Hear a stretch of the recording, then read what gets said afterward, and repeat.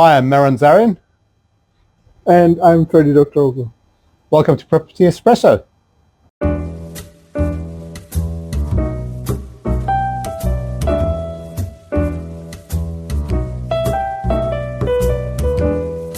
I'm meeting with Ferdi today to talk about commercial real estate. Ferdi, how long have you been in commercial real estate? About 15 years. 15 years, Yeah. That's quite a while. Yeah. Mainly in the Auckland area? Yes, exclusively Auckland. Yeah. Okay. Yeah. That would have changed, wouldn't it? Absolutely, yeah. It's a very dynamic market. So it's developing fairly fast, especially in South and North Auckland. But also we have some developments in West Auckland as well. Okay. Especially in Kumeo and in that corner of the city. Yeah, yes. Definitely. So you cover quite a wide area then? As a company, yes, we do. Yeah. But myself, I try to focus on one particular area, which is North Shore. Yep. Yes, yeah, we do. Okay, that's cool. Yeah. I guess me coming from a residential background and lifestyle, commercial is a bit of a different beast, isn't it? Absolutely, absolutely. Yeah. I mean, commercial real estate really depends on commercial activity, of course, in a country, and the property market in the commercial is very different than the residential because it depends on mainly the quality of the tenant and also the interest rates. That means the velocity of the money is a key in commercial market, that's for sure. Okay. Whereas, as you know yourself, in residential, if someone likes a house, someone likes an apartment, they go and buy it. They don't care how much it is or what the market is. But in the commercial world, it's quite different, very different. It's mainly investors. Mainly investors, but also the investors are dependent on their tenants. So the value of a commercial property really depends on the quality of the tenant. Mm-hmm. So if I don't have a real quality tenant, the value of the commercial property is nothing. I can give you a good example. In America, Detroit is probably the best example. When the automotive industry collapsed in America, the entire city, real estate collapsed as well. There are a lot of commercial properties, but also residential properties. They are vacant and have no value. The owners would even pay you just to transfer the title, right? Yep. So that's why it really depends on the quality of the tenant and the velocity of the money, which is, in this case, the interest rates. Right. So, but there is a huge demand. As you know, New Zealand is an immigration country and the population is growing, luckily. And of course, with the population, the commercial activity is also increasing. So there is a demand, but the demand for specific properties has changed quite a bit, especially since COVID-19. Right. After the lockdowns, of course, the retail market suffered quite a bit, but also the office market suffered. People realized that many work can be done from home. So we see a little bit of a shift back to the offices, but the demand for office spaces are still not where it should be. Right? What really is in high demand is warehouses and storages, so industrial. Yep. Because most of the trade was done during the lockdowns online and delivery with the delivery companies.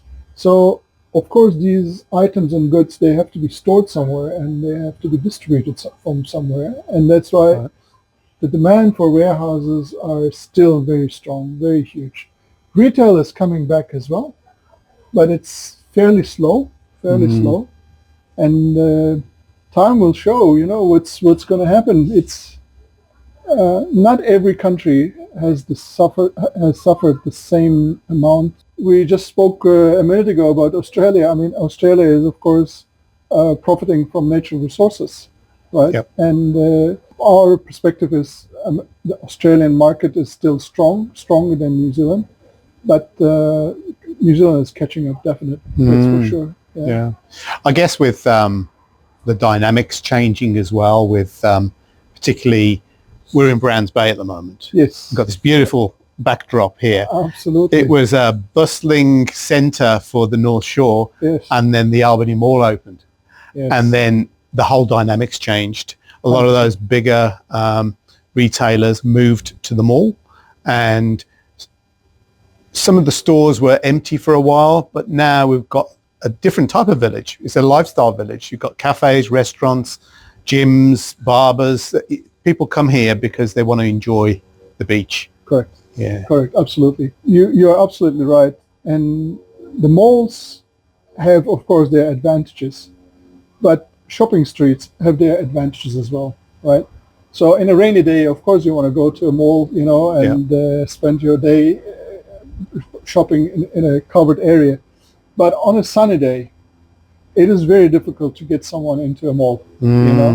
That's one aspect. The other aspect is, if you come to a small village like Browns Bay, it's a more familiar atmosphere, and it's a little bit maybe traditional, let's say, So people enjoy also these classic shopping streets as well. Yep. And I think the shopping malls are very much commercialized, and it's not like the classic traditional retail streets, It's a bit different.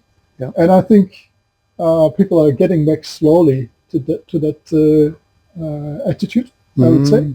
So you think that there's a space for a boutique type retailers? Absolutely. Yeah. Absolutely. Because I noticed a few of those popping up, not just in Brands Bay, but also in Morangi Bay and beyond. Yes. And they're providing something that the malls don't provide. Correct. Yeah. Correct. And to be honest, in classic shopping streets, like, as you said, in Morangi Bay or Browns Bay or Milford, usually the requirements are a little bit different than the mall. In the mall, you need more larger units, and they are usually national brands, whereas in small streets you have mom and dad businesses, small businesses and family businesses, and their demand is, of course, for smaller spaces, not that large, as it's in the shopping mall. As I said, both have their plus and minuses. Yep. And I know the small businesses suffered quite a bit because they don't have the financial means for it to survive through the pandemic, but they're coming back. And we see also more demand for small retail spaces all around North Shore and in the city as well. Because I noticed some of those larger units have been broken down into 2s or 3s. Correct. Because the rent was so high on a big unit. Absolutely. Do you think more and more smaller units are going to start developing around villages? I hope so, at least. I definitely hope so, because, as I said, I can give you one good example. We had almost all national banks in Browns Bay. At the moment, we only have Westpac left. All the others, they consolidated and they focused on more centralized services. Yep. So we have a lot of big banks, for example, their retail spaces are vacant, and I'm quite confident the owners will at some stage make partitions and make smaller, adjusting to the demand, and But as I said, also small shopping streets, they have their own qualities and their own demand. And, It's all about serving the community at the end of the day. Absolutely. I know that the one thing that has been lacking, not just in Brands Bay, but elsewhere on the shore, is combined office space where you can go in and just book a table or a room. And could you see that happening in Brands Bay? Yes, in theory it could be. We have a few properties that could convert into that style. The main issue in Browns Bay is the parking. Right. So office buildings, they require more parking than maybe a retail shop. So the office workers, there's a percentage how many car parks you need per square meter. So and we don't have, unfortunately, because land in Brownsville is very valuable. Yep. So it is very difficult to sacrifice for car parks. Yep. And that's why we have most of our office activities in Albany region. Yep. Or in that corner. Yeah. Do you think that with what's happening with the interest rates, and there's still investors out there who are investing in residential, Yes. do you think all of a sudden you're going to get people investing in commercial once the interest rates sort out? Because there's more money to be made in commercial investment, isn't there?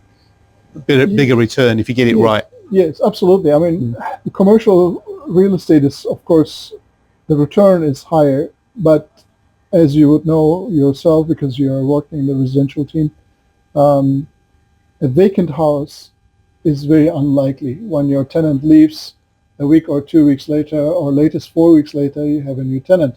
Yeah. Whereas in the commercial, sometimes you really have to wait an entire year until you have the next suitable tenant. So if you calculate all these vacant periods, the return is similar, maybe a little bit better, but it's not too different than residential. So there's a risk and benefit in both of them. Okay. But going back to the interest rates, you're absolutely right. As soon as the interest rates come a little bit to a normal level, because I think we are at the moment far too high, the investors will come back, and we see already more demand than the last 6 to 12 months. That's for sure. Yes. That's a good sign. Yeah, absolutely, absolutely. And I think many investors are waiting for at least a small signal. Even a drop of 0.25% will give the investors at least an indication where the journey is going to. Yep. So from your perspective, the next 6 months, what do you think it holds for commercial?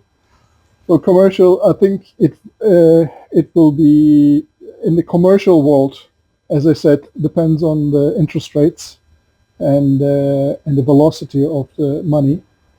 And unfortunately, the entire world is looking up to United States. And we have elections, as you know, in November.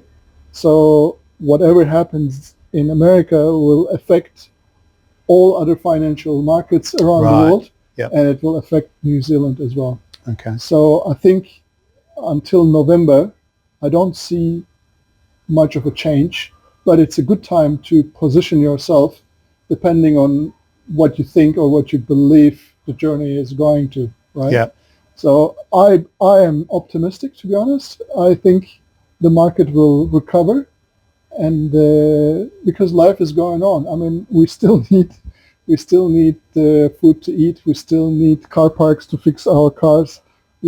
Life is not stopping because of the interest rates, right? So at some stage, once the velocity is increasing of the money, the commercial property market will recover very fast, much faster than the residential market. That's what I think. Yep. Yeah. And you also do business brokerage as well, don't you? I do, yes. Yeah, yes. yeah. How's that turning over at the moment? There is a high demand for new businesses and purchasing businesses.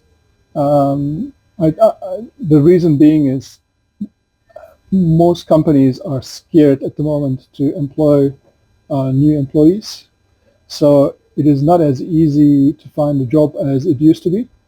So, of course, especially people in my age, your age, it will be very difficult for us to find a new job. And if we were unemployed, I think we would go into the market and try to set up a business or take over a business, right? Yep. So, and this is what we see at the moment with the business sales as well. There is a higher demand for businesses, and there are also an aging population. The baby boomers want to retire, and it's an acceleration on that process at the moment. So we see a lot of businesses coming onto the market, and also an increasing demand for businesses as well. Right. So it's a good time for business brokers, that's for sure. Okay. That's a good thing. Yeah, absolutely. So Ferdi, thank you very much for your time. Thank you very much. If you're looking to invest in business or in a commercial unit, contact Ferdi. His name will be at the bottom of the video. And if you're looking for some ideas on residential or lifestyle, give me a call. All right. Thank you very much. Thank you.